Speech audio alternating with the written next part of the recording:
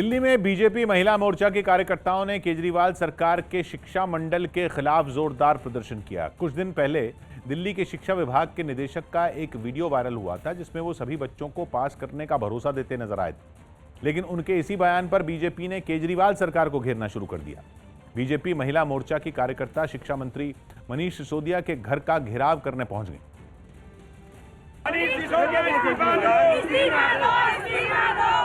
हालांकि पुलिस ने बैरिकेड लगाकर उन्हें रोक दिया, जिसके बाद उन्होंने वहीं खड़े होकर प्रदर्शन शुरू कर दिया। तमाम जो महिलाएं आप देख रहे हैं वे विरोध प्रदर्शन कर रही हैं। उनका साफ तौर पर कहना है कि दिल्ली के जो शिक्षा मंत्री हैं वो फेल शिक्षा मॉडल को लेकर उन्हें जल्द इस्तीफा दे देना चाहिए। दिल्ली बीजेपी के अध्यक्ष आदेश गुप्ता इस प्रदर्शन की अगुवाई कर रहे थे, जिन्होंने शिक्षा विभाग के निदेशक के साथ मनीष सिसोदिया पर भी कार्रवाई की मांग की। एजुकेशन डायरेक्टर को तुरंत बाहर का रास्ता दिखाए और मनीष सिसोदिया और दिल्ली सरकार से जवाब तलब किया जाए। यही नहीं, उन्होंने केजरीवाल सरकार के शिक्षा मॉडल को हर मोर्चे पर फेल बताया और उपराज्यपाल से इस मामले में कार्रवाई की अपील की। सौभाग्य की एक बात यह कि दिल्ली में अभी विधानसभा चुनाव तो दूर है, लेकिन तीनों नगर निगमों के चुनाव साल भर बाद ही होने हैं। उससे पहले उत्तर दिल्ली नगर निगम के 2 और पूर्वी दिल्ली नगर निगम के 3 वार्ड में उपचुनाव हो रहे हैं। 28 फरवरी को वोटिंग होनी। उपचुनाव के नतीजों को अगले अप्रैल में होने वाले एमसीडी चुनावों का एक ट्रेलर माना जा रहा है।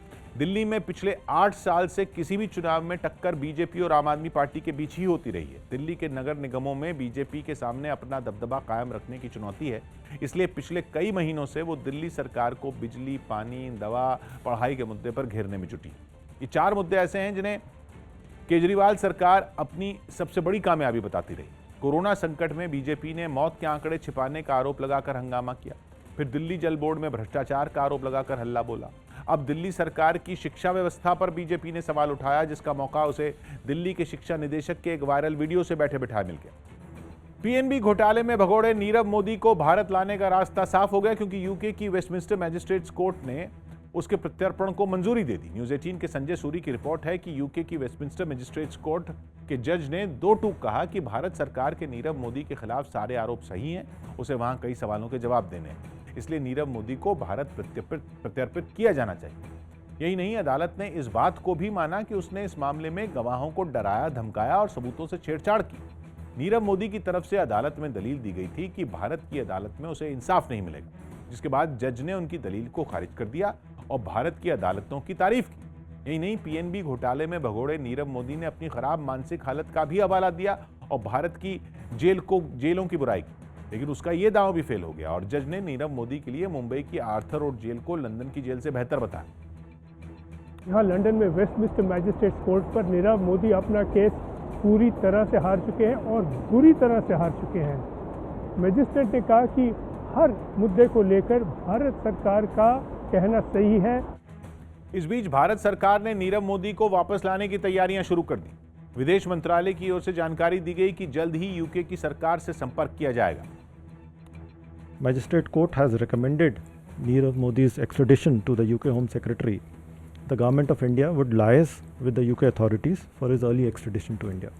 उत्तर प्रदेश के प्रयागराज से रोंगटे खड़े कर देने वाली एक तस्वीर सामने आई, जहां बाहुबली और पूर्व सांसद अतीक अहमद के एक करीबी का 3 मंजिला मकान ढहाने के दौरान बड़ा हादसा टल गया। प्रयागराज डेवलपमेंट अथॉरिटी के अधिकारी वहां ऑपरेशन माफिया के तहत कार्रवाई करने पहुंचे और जैसे ही खुदाई करने वाली एक मशीन ने मकान को ढहाया, मकान का मलबा उस पर गिर पड़ा, जिसके बाद वहां अफरा तफरी मच गई। मकान के नीचे गिरते ही वहां धूल का गुबार छा गया, जिसकी वजह से वहां दिखना तक बंद हो गया।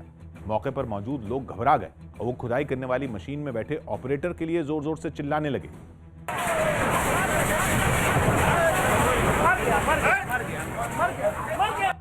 धूल हटी तो वहां मौजूद लोग फौरन हादसे वाली जगह पर पहुंचे। वहां पहुंचने पर दिखा कि खुदाई करने वाली मशीन बुरी तरह से मलबे के नीचे दब चुकी है।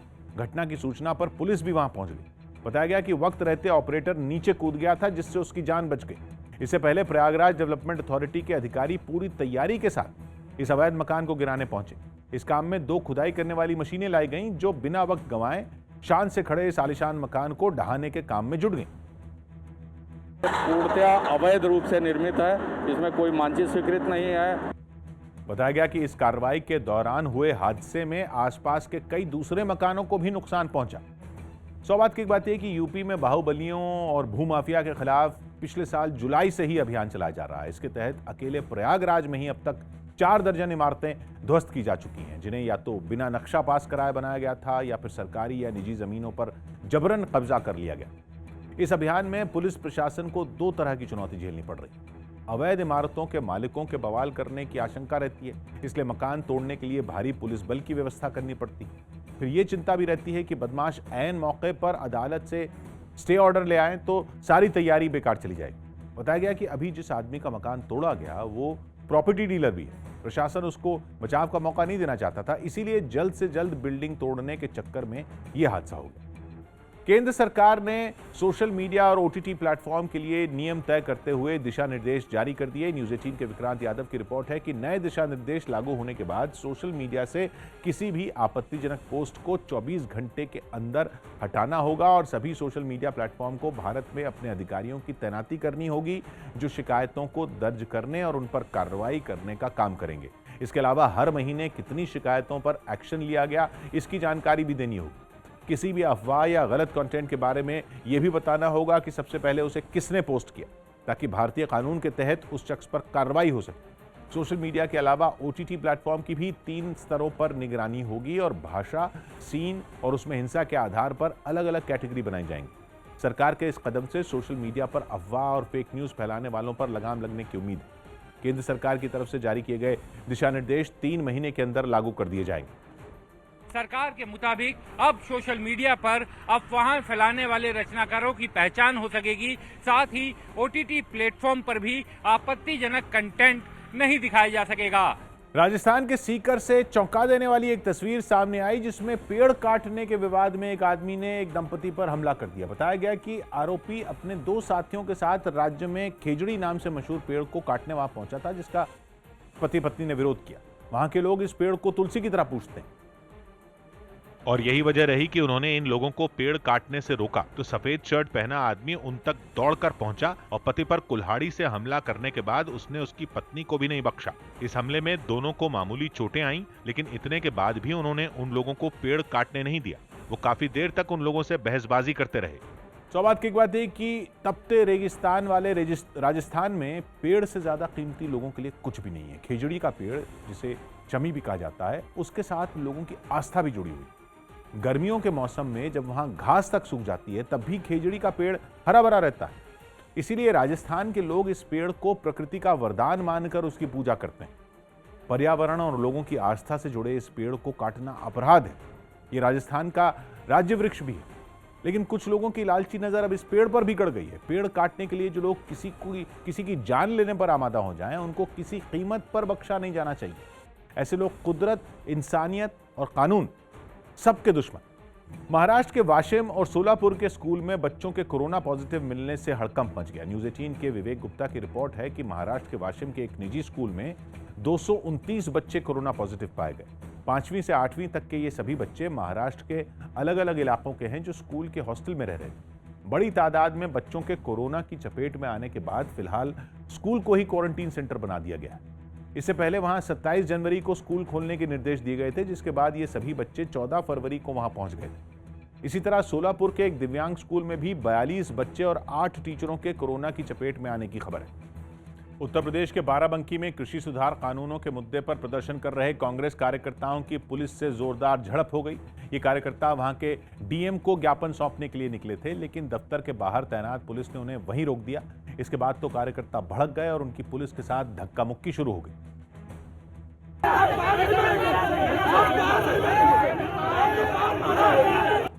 कार्यकर्ता डीएम से मिलने की जिद पर अड़े रहे, हालांकि पुलिस ने उन्हें अंदर नहीं जाने दिया। इसके बाद वो सभी दफ्तर के मेन गेट के सामने ही धरने पर बैठ गए और नारेबाजी शुरू कर दी।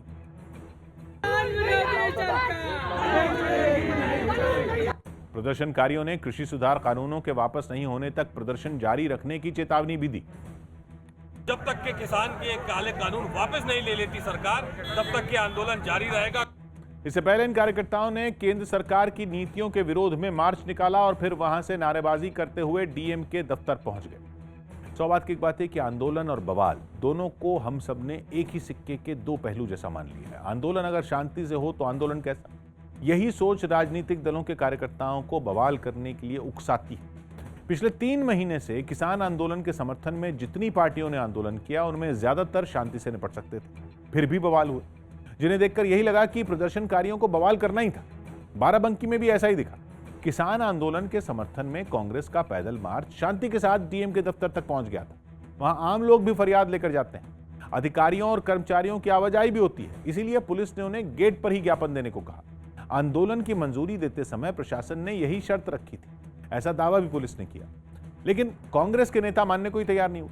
वो ये जिद पकड़कर डीएम ऑफिस के गेट के सामने बैठ गए कि ज्ञापन देने के लिए डीएम को खुद आना पड़े।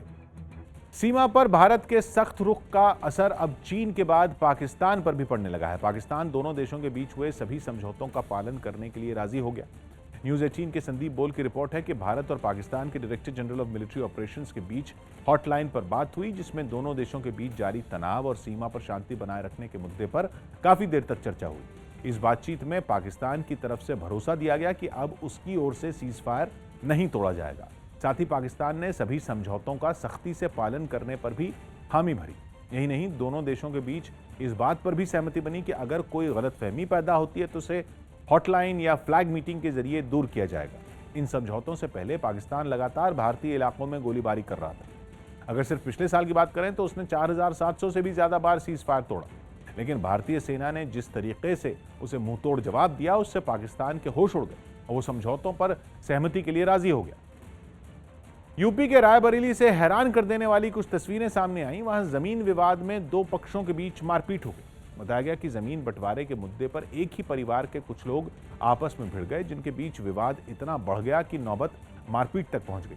परिवार की महिलाएं तो इस कदर गुस्से में आ गईं कि उन्होंने एक दूसरे पर लाठियां बांधी। महिलाओं के बीच जारी मारपीट में एक बुजुर्ग भी कूद पड़े, जिन्हें वहां मौजूद लोगों ने अलग करने की कोशिश की। जब ये मामला पुलिस तक पहुंचा तो पुलिस अधिकारी ने दावा किया कि मारपीट करने वालों पर जांच के बाद कार्रवाई की जाएगी। कुछ लोगों को हिरासत में लिया गया है और आवश्यक कानूनी कार्रवाई की जा रही है। इस हंगामे के शांत होने के बाद मारपीट के दौरान जो लोग घायल हुए उन्हें इलाज के लिए अस्पताल में भर्ती कराया गया। सौभाग्य की बात यह कि जमीन के झगड़े सुलझाने के लिए पुलिस है, प्रशासन है, कोर्ट है, लेकिन कुछ लोग अब तक कबीले वाले युग में ही जी रहे हैं। उन्हें लगता है जमीन पर लाठी बंदूक के जोर पर कब्जा कर लेंगे। ऐसी मानसिकता वालों को कानून का डर तो पहले ही नहीं था, अब वो पुलिस की परवाह करना भी बंद कर चुके हैं। रायबरेली की यह घटना इसीलिए ज्यादा गंभीर है क्योंकि विवाद की आशंका पहले से थी। वहां पुलिस भी पहुंच गई, लेकिन दबंगों ने मारपीट के लिए परिवार की महिलाओं को आगे कर दिया। वहां महिला पुलिस नहीं थी, इसलिए पुलिस वाले दूर से तमाशा देखते रहे। बाद में थाने से पुलिस बुलानी पड़ी। भारतीय सेना की बढ़ती ताकत का डर अब पाकिस्तान को सताने लगा है। न्यूज़ 18 के संदीप बोल की रिपोर्ट है कि भारत के स्वदेशी टैंक अर्जुन के एडवांस वर्जन से डरकर पाकिस्तान अपने टैंकों की हिफाजत करने में जुटा है और इसके लिए वो यूरोपीय देश यूक्रेन से 200 एक्टिव प्रोटेक्शन सिस्टम खरीदने की तैयारी कर रहा है, जो एक रेडार बेस्ड सिस्टम है और 1200 मीटर प्रति सेकंड की रफ्तार से आने वाली किसी भी मिसाइल को टैंक से लगने से पहले ही नाकाम कर देता है। खबर है कि पाकिस्तान इसी साल अगस्त में यूक्रेन से इसका समझौता भी कर सकता है। भारतीय टैंक अर्जुन के अलावा एंटी टैंक गाइडेड मिसाइल नाग ने भी पाकिस्तान को अपने टैंकों की सुरक्षा बढ़ाने पर मजबूर कर दिया है।